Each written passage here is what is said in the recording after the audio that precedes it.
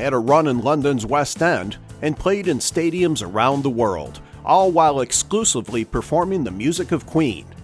Our guest is Patrick Myers of Killer Queen on the VVN Music Podcast.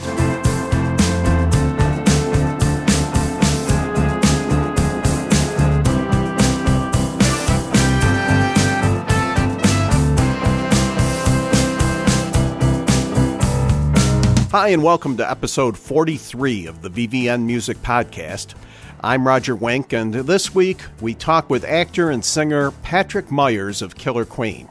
Today there are tribute bands for practically every popular band in most cities around the country. But back in 1991, there were only a couple of Beatles imitators and the ABBA band Born Again. It was at that time, 26 years ago, that a group of London University students started playing around with the idea of putting together a band.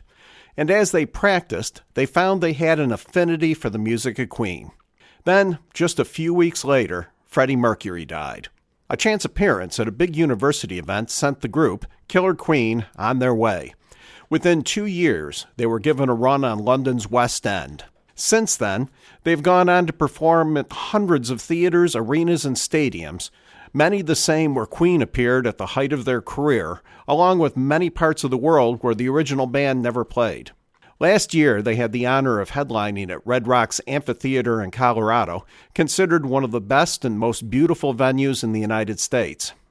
Unlike today's tribute bands that spend most of their time playing bars and clubs, Killer Queen has put together a quarter-century career of big venues, all while recreating the live shows of Queen. Killer Queen hits the U.S. with shows starting July 1st and will be doing appearances around the country throughout the month. Well, thank you very much for taking the time to talk. Now, you're in Brighton, England? Yeah, that's right, yeah. But I spent most of my adult life in London, but I moved to the coast a few years back. Well, you were born in Nottingham, though, correct? No, I was born initially in Nottingham, but I spent my childhood in the same town that John Deacon, the bass guitarist from Queen, grew up in, Leicester. So, I was literally born in Nottingham and then moved straight to Leicester within minutes, I think. So, yeah. How did you find out I was born in Nottingham? I was doing some research, but I'm not sure I can tell you exactly where I saw that. Wow, I never tell anyone that. But, I was born in just on the outskirts of Nottingham, and then, which is not too far from Leicester, and then my parents moved over to Leicester pretty quick. Were you interested in music when you were young, or was this something that kind of came along later? I love music, but I didn't think I had any talent in that. Every time all my friends had guitar lessons and piano lessons and just seemed to be brilliant. And I was 10 or 11, and I didn't know a note. And I saw these people like zipping through their piano grades and doing amazing riffs on guitars, and I thought, wow, that train has totally passed me by. That's a real shame. But I had an American grandma, and I'd spent some time with her in the 1980s, and she'd seen me and she'd looked at me and thought, no, you've got musical bones in you. So she sent me a guitar for Christmas, that Christmas when I was about 11, and I never looked back. And then I sort of semi-taught myself piano after that. And then by 15, 16, I'd studied classical guitar. I'd done various grades, grade 8 and that, and I thought, hell, let's get an electric guitar. So I saved up my paper round money and got an electric guitar and started sneaking into bars and playing gigs there with some friends, pretending that we were a lot older than we were. And so I'd done quite a few, and I've been in a couple of bands by the time I left home and went to London. But I had no idea. I had no thought in my head that a band would be something that I'd do. I just was always writing songs and I was always singing, and it was just something I loved doing. But I did never in my thoughts thought there was a way of doing that for through your life, and certainly, that's becoming a living. So no, that was a surprise really. But what happened was when we went to London, by then it was 1991. It was September. Just left home, said goodbye to mum and dad, took all my tiny, possessions in a little sort of metal trunk, and landed in the halls of residence with loads of other people about my age. And we all discovered that we all liked more or less the same music. We liked Queen, we liked some of the Beatles stuff, there were loads of people who were into Led Zeppelin, it was a great sort of meeting ground of people, complete strangers who became firm friends within minutes, really. And we'd been there about 10 weeks or so, and suddenly Freddie Mercury died, which absolutely no one had any inkling was going to happen. There was no kind of rolling news in those days.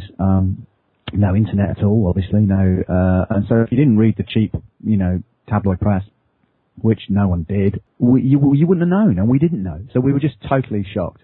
So all those friends that I just met, we all started singing Queen songs. And then the Queen songs, after about a year and a bit, we thought we were going to put a concert on. And through some weird circumstances, we were sort of like thrust into the spotlight, really.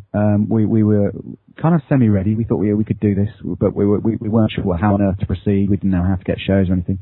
And we got thrust into the spotlight through some weird set of coincidences. Suddenly we got given the headline slot in the summer ball of the main university college, not just a little college or a subsidiary college, the main ball. It was a big event with over 1,000 students there, and we were headlining it all of a sudden. And we weren't quite sure how that had happened, but it had, and our posters were up and we were running. We were basically literally pushed into it because they'd had a problem with their entertainment license. The only band they could put on was a student band, and we happened to be a student band, and someone had seen I'd been friends with people who knew that I was desperately trying to put this thing together but wasn't sure how to take it any further, and they said, look, they sort of pretended that we were already running and said, you've got to book these guys, they're amazing. And we didn't know if we were amazing or not. We had no idea if we'd be laughed off stage. We just had no choice. We couldn't say no because it was too good an offer. We'd never get that kind of offer again, we thought. So we had to say yes, and we just thought, let's just be as brave as we can and just do this as well as we can. And we were so terrified before we went on stage, all of us. We were wound up, like clockwork toys. It was, we just had no idea this could be such a massive mistake or it could be the best thing. And luckily it was the best night, it still is one of the best nights of my life. It was amazing. And it just kind of snowballed almost immediately. That night, if it had gone badly, could have been our first and last gig. And the fact it went completely the other way, we had a tour booked within, a whole tour all over the country booked within a week, I think, of that show. We had management and offers from abroad, and suddenly within about 12, just over 12 months from that date, we had the West End, which is the equivalent of Broadway in New York, in London, offering us residencies and stuff. And then it carried on snowballing. We started getting offers from arenas, the ones that Queen had filled in their heyday, saying, we want to put you in. And we just couldn't believe it. But again, it was the same sort of thing. It was like we kept on being thrust into bigger and bigger spotlights and going, I'm not sure if we can, but let's just try. And try to keep not constantly refining the show as much as we can and adding more to it. And we were quite firm about, we refused to play things. The things that we did do was more things we said no to. We refused to play in pubs. We refused to play in bars, and we were just very, very careful. We'd rather wait to get, because we thought if you get in that, we'll just only ever play that. And we had such an amazing start. We're playing in front of all those people. We thought, you've got to try and keep that momentum going and not just just take as many gigs as you can playing anywhere. So that took a while, but it kind of worked in as much as that it works. Our dream was we'd never seen a Queen concert ourselves. All of us, we're all about the same age, exactly the same age, we're honest. When we joined the band, we all missed Queen because we were just too young to go. Anyone we knew who was a bit older that had been to see Queen, that was like having been at the court of King Arthur. If you'd have been to see those concerts, it was just like, whoa. Tell us all about it. What was it like? What night did you see? Did you see the Friday night? Did you see Nebworth? All of that, But the idea that we'd end up, so it was like you can feel a piece missing. Not having seen a Queen concert, to us meant a lot to have missed that. So the idea that we'd be on the wrong side of the stage, really, we'd be looking out at the audience rather than looking in, but it would be in the same places that Queen had played themselves, and that we'd sold it out on our own right, was the stuff of dreams. I mean, I'm not in any way overselling that. That is, how could you have dreamt that as a boy, that would happen to you? It's the stuff of, it's just a dream come true. So, and it was, and then it continued in places they'd never played, like Beirut, like really crazy places we weren't sure about. We thought, oh my God, is that going to be okay? But it was great. All over the world, South America, New Caledonia. We've been to the Far East. We've done residencies in Moscow. It's been phenomenal for us. And I'm still reeling from it. It's an amazing job, but it's not a job we'd sort of, even though we put the band together, we didn't plan any of this to happen. Yeah, you kind of fell into it. Well, we worked for it hard, and we made decisions, as I say, not to just play anywhere. We didn't want to play just for the sake of it. So we were careful, but we kept on thinking, well, it will last the summer. then maybe it will last another summer, and then another summer. And we wanted to stop when it was going nowhere else. We've done everything we wanted to. But every time, it never even gets close to that, because other stuff keeps unfolding. And now we're doing America. We did America at Red Rocks last year, and we're back this year. We're playing Red Rocks again next year. We'd be there this year, but Queen were touring right by Red Rocks, almost at the same date we were supposed to be there, so we shuffled it on another year. But so, yeah, amazing. When you first started in the beginning with that first gig, first off, it must have been that you were lucky enough to have enough material to actually fill a set or two once you were asked. We'd worked, once we would, as I say, we'd been working about nearly a year, fairly intensively to try and get this together. So, we were sort of nearly there in terms of having a set. I think we had about 70, 75, 80 minutes, by the time they asked us, and we sort of squeezed it up to 90 minutes by the time we'd finished. So we were lucky that we were sort of nearly there. But that's why we got, that's why the Friends of Friends kind of nudged us forward, because they kind of thought we were nearly there, but also that we just didn't know. We didn't have any musical connections. There was no kind of like social media you could find how to do things on. No one had a handbook about how to get shows. There was no record company that was booking a tribute band. Even the word tribute band hadn't really properly emerged as a term even. There was no other band doing Queen. There was just one band at the time doing ABBA.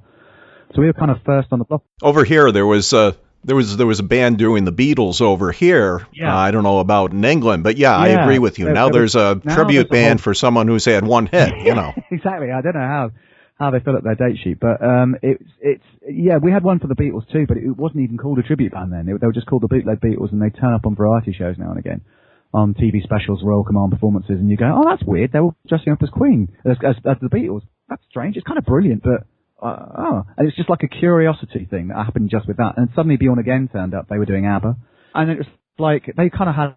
They were fantastic. They sounded just like him, but they were kind of ironic. So you thought, all right, it's like an ironic version of ABBA doing the Bootleg Beatles. All right, but that was it. There was those two bands.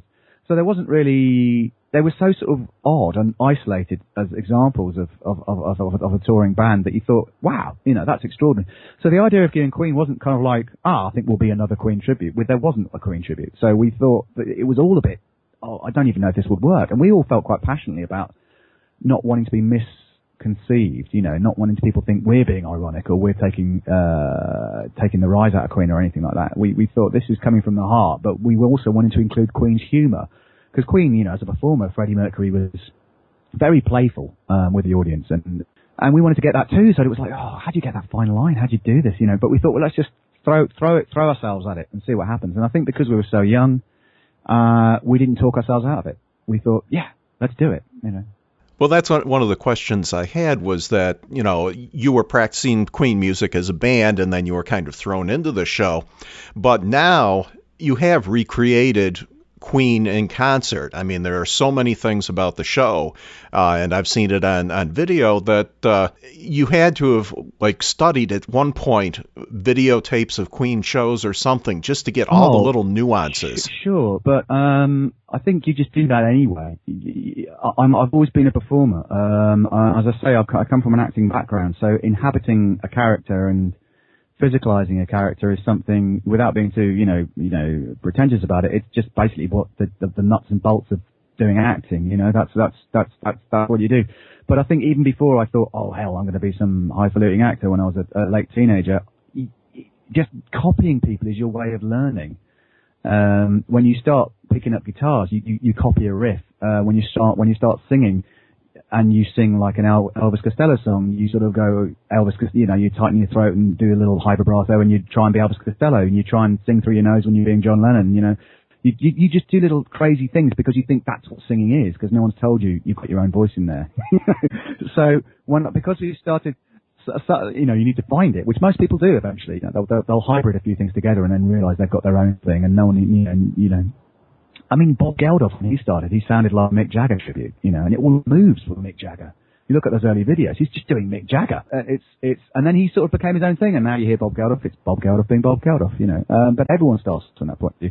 Well, ours was kind of like Arrested Development, They got us so young, we hadn't moved out of that. But you're right, after we, you keep on doing this, you have to keep For me, it would be you've got to care about what you do, no matter what you do in life. You've got to care about it, and to have a job that you can care about is a privilege, and to have a job that you love is a real privilege that you really enjoy doing. So part of that is kind of like it's singing and with your voice and with your performance. It's like cooking, really. You don't think, that's it, I'll cook this forever brilliantly now. You have to keep testing it. You have to keep tasting it. You have to keep checking back and thinking, But that's not a bad thing. That's what makes it interesting. That's what makes it exciting. And there's a craft element to it of keeping it fresh and keeping it like that. So there's that from an acting point of view and performance point of view, but the other thing that keeps it fresh and keeps the sort of, as you say, you're talking about mannerisms and inflections and all that sort of stuff is essentially the music itself. The music itself is the most inspiring thing about the whole shebang. There's the audience reaction, which comes a sort of close second, but the music itself is the thing that sets the fire, that gets it going. And that music kind of demands a certain style of performance. You can sing Queen staring at your shoes, but it's a waste. You shouldn't sing Queen staring at your shoes and, casting your eyes balefully at the audience once in a while. You have to deliver these songs because these songs have a broad emotional palette that mean a lot to people. And they mean a whole different things to a whole heap of people over a whole heap of different generations. So you can't phone it in. When Freddie performed, you could feel him giving the song, not just in a showman kind of way, but in a kind of human, kind of raw, you could feel passion and emotion that was there. No matter how crafted it might or not have been, the music creates real emotion. And that's, obviously you ally that with all the technical know-how you can, so you can keep delivering every night and, your tone and all that sort of stuff. But essentially you and the audience are sharing that emotion and you're creating a massive energy because of it. And that itself informs on the physical performance too. That becomes part of it. So it's all part of a whole, really. We don't walk on stage and go, right, the arm goes here, I go here, I pirouette here, I do that here. It's not choreographed in that way. In the same way that Freddie wasn't. When he did that show in Montreal, they said, look, we're going to do it over 2 nights. I think it was called We Will Rock You, and they changed I think it's called Queen in these days. But anyway, they said, we're going to do the show in 2 nights, so you need to be in the same costume changes and kind of do the same thing every night. And he just looked at them and went, oh, that's not going to work. that's not how it works. He didn't perform that way. So likewise, we've really avoided that style of thing. Obviously, there's moments in the show where you want the audience to this, that, and the other. That so there's a degree of structure to it, but not to the point where it's the same thing. And you've got to feel the music, you've got to feel the reaction with the audience, and build on that. And that, for me, is the challenge. That's what keeps it so fresh every night. The funny thing about Queen, and I'm sure this has obviously benefited you guys, is that their stature has grown and grown over time, even after Freddie's death. I mean, there was a poll about a year ago in England asking favorite all-time group, and it was Queen at number 1 and the Beatles at number 2, which would have been unheard of 10 years ago. Yeah, I didn't realise that. But yeah, there's a lot of polls that come and go, and Queen always seems to be near the top of them. So I think it's great, and I think they really deserve it. There was a lot of Queen during their heyday were never cool. They were never at the height of any one fashion. There was a moment in America during Another One Bites the Dust when they were sort of nudging in that direction and were sort of kind of like the biggest band on the planet. But they'd always try a different style with Hot Space, or they'd try this, and they'd always just remain an entity to themselves rather than being typified by one period.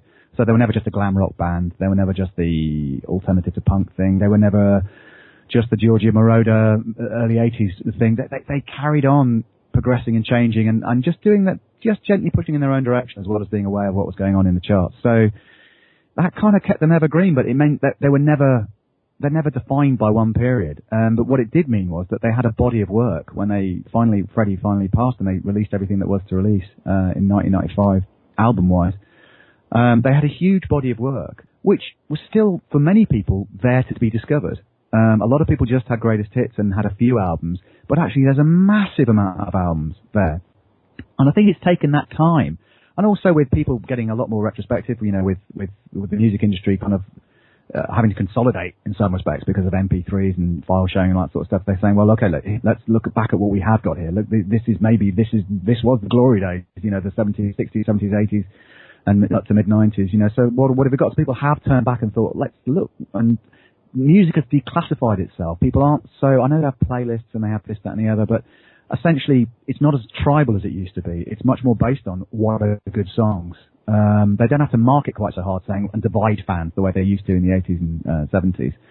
You can just love a band and it's okay. You can love if it's got fantastic songs, it's got fantastic songs. And because that environment's kind of there, Queen's amazing range of songs suddenly has breathing room. And everyone can just fully appreciate them and go, wow, this is amazing. So in some respects, I'm sort of pleased and sort of, I'm sort of cheering them on from the sidelines that they're getting quite as much. Yeah, of course it's great for the band, but I'm just pleased. I know it seems to be crazy being really pleased with a band that's all multi-millionaires and they're as successful as you possibly can be, but I'm kind of rooting for them. They're the biggest band. I still, hey, go Queen. So I get pleased when I hear stuff like that, yeah. How many songs does the band have ready to go any one night? And even though I know you have to play the hits and things like that, how much does the set change each night? We can change. We're pretty flexible with that. But obviously, there's certain things that people want to hear at the end of the show. Certain things you don't really want to miss out in terms of what people would expect to hear. But we can put some sort of deep cuts in and swap things around relatively easily because there's so much great stuff to choose from.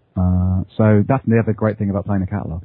Have you ever had a chance to either meet Brian May, Roger Taylor, or one of the guys from Queen, or have you at least gotten reaction from them? I've got reaction from Brian's website, his official website. The people who run that have seen us a few times and they've said some great things. Queen have got their own tribute called Queen Extravaganza out, and they're amazing. They don't do what we do. They don't try and recreate a concert, but they have amazing multimedia show, and they're just fantastic, phenomenal musicians. They don't dress up in the same way, or they don't pretend to be Queen in any way.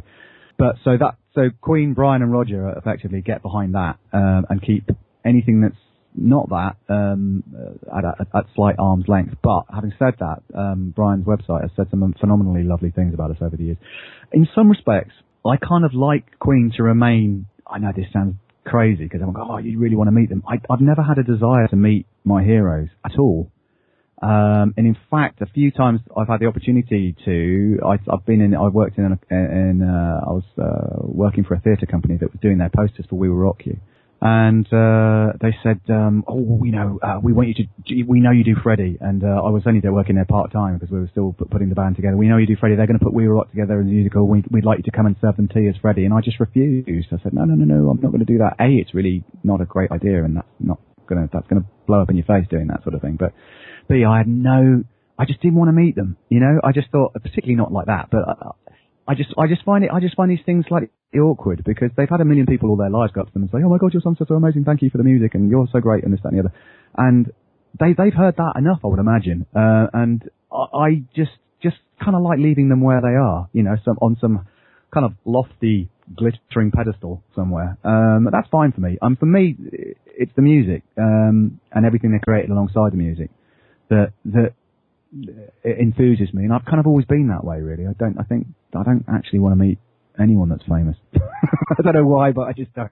You've played America before, and I know that you're coming back over here. I guess it's in August.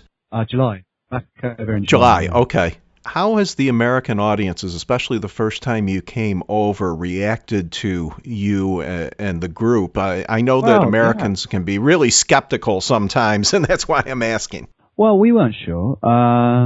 We were, as I say, last year we were playing Red Rocks, Colorado, and that's an amazing sort of amphitheatre. And the atmosphere there is unlike any. Actually, there's very little atmosphere there. It's so high up. You have to sort of acclimatise for a couple of days because there's so little air knocking around. But so we were sort of we were really excited for them to make the offer for us to go over there. And we went over there, but we weren't sure. We thought, how is this going to go down? We'd done a few shows in some theatres and some sort of concert halls leading up to it, and they'd gone really, really well. But this was a big show with thousands of people. It sold well, and we we thought, well, this is the test, and Red Rocks, you don't, when we play big arenas in Europe, you co-produce with a PA company that has an amazing panoply of lights and pyrotechnics and all that sort of stuff. And you have that very much as your backdrop. So that's almost like, that's your support act, this amazing light show, that's holding you up there. When you go to Red Rocks, they've got fantastic lights there and it looks beautiful, but you don't really want to put a huge lighting rig in there because the main backdrop is the amazing rocks. So, and everyone says there, just let the scenery do the speaking for you. So really, that's what we did. And we went there and it was just us and the amazing backdrop of Red Rocks and and looking at the amazing, and it's steep. It's so steep that watching the huge amounts of crowds zoom up into the far distance beyond sight almost and over to the sides. It was a huge, immense experience. And the crowd were amazing. They were so responsive. It was, they all had the hands in the air. They all, they're screaming and shouting. As it got dark and the night descended, they all had their phones and were waving, torch phones in the air. It was a magical evening, and we all, we came off stage afterwards, and there was this, you have to sort of like go underneath the stage there. That's where all the dressing rooms are, and we were just in a state of shock. It was like the first show again, actually. That was the closest I think I've got to that. We'd had our breath taken away kind of in every respect, in terms of altitude, but also in terms of the audience.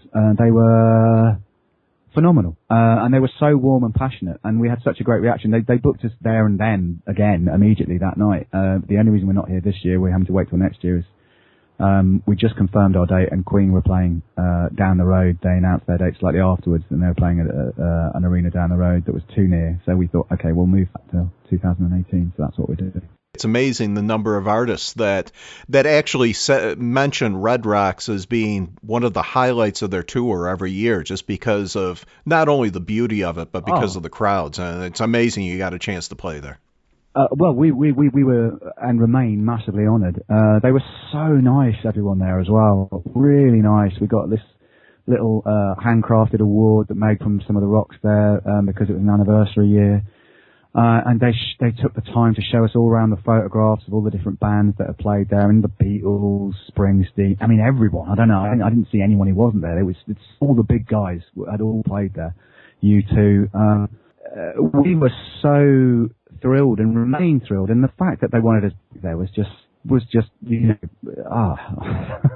was so great. We thought, oh great, to play it once would be fantastic, but to become regular performers there was just something else. Yeah. Have you ever recorded one of your shows, either for CD or DVD release or anything like that, or is it something that you want to keep fresh for live performances? No. We want to keep it fresh, and also Queen have recorded it before, and some people say, yeah, we really want a CD of the show, but we kind of don't really. I've been to a few tribute shows, and I always, just from sort of a research point of view, I sort of listen to their recordings, and they're always very well done, and they always sound great, but I think they never seem to capture the atmosphere of a show in the same way when you're there. So I don't know. We've got a lot of brochures and pictures and that sort of stuff. But I think I like the show to live on in the imagination, and also for people there, and also so they don't feel, oh, that's it, that's what that show is. It's fixed in time. They want to come and see it. Let's see it again. Let's see a different version of the show. So it's always there as in living in their imagination rather than sitting on a shelf gathering dust.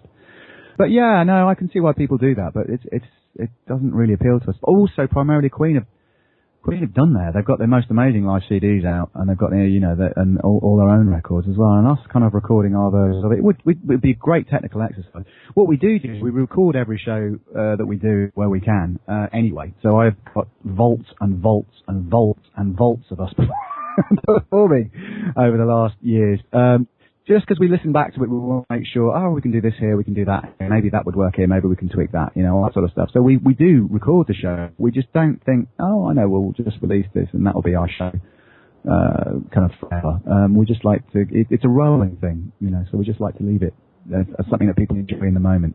You as a creative person, and I don't know if you can speak for other people in the band as creative people, but have you ever had the urge to either alternate years or whatever to and take time to forego the music at Queen and either go back to acting or to maybe explore your own music or anything like that? Yeah. Well, yeah. I mean, the band do take little bits of time off here and there and have other creative projects going. For me, I do, if I can, if there's a gaps in the schedule, and I still act professionally, but it's really hard to fit in with the touring commitments that we built up through the years in the different territories and the amount of travel that involves. But I don't. The way I explore creatively is partly through craft, through learning, and developing and refining everything you can to do with the voice. But also, I just write for myself and sing and record. There's such a massive buzz from doing what we do. I don't feel this desire to rush out there and say, hey, it's Patrick Myers and here's my home-produced, nicely, mastered CD of my own stuff. It doesn't exist in me as a thing to do. I don't know why. It did when I was a kid. It did when I was early in 20s. But these days, I love writing. I love the process of creating, and I write my own stuff. And I love the way harmony works. It's partly what drew me to Queen in the first place. I think there's a massive magic there, and just the creative process. I just adore being in. I can spend hours. I've got a studio at home and spend hours recording and playing, but I don't feel the need to sort of take it out on the road and do anything with it. I don't know why. I just don't. So I'm glad I can do it. I feel lucky to be in a position where I can make a living from music and have time to do these things, as well as time to see the world and sing these amazing songs. So yeah, that's how it sits for me. It's different for different people, I guess. Catch Killer Queen in a number of U.S. cities throughout the month of July. We'll be back in 2 weeks with another edition of the VVN Music Podcast. Remember that you can hear the VVN Music Podcast via iHeartRadio, YouTube, iTunes, Stitcher, Google Play, Libsyn, and the VVN Music website. For the latest news on the veteran artists of rock, pop, soul, country, folk, and blues, go to vvnmusic.com. If you have any comments or questions about the website or this podcast, please send them to vvnnetwork@gmail.com. The VVN Music Podcast is heard every week except for the months of June, July, and August, when a new show is released every 2 weeks. Our theme music is by Yahar. This program was released on June 26, 2017. The VVN Music Podcast is a production of the VVN Network, copyright 2017.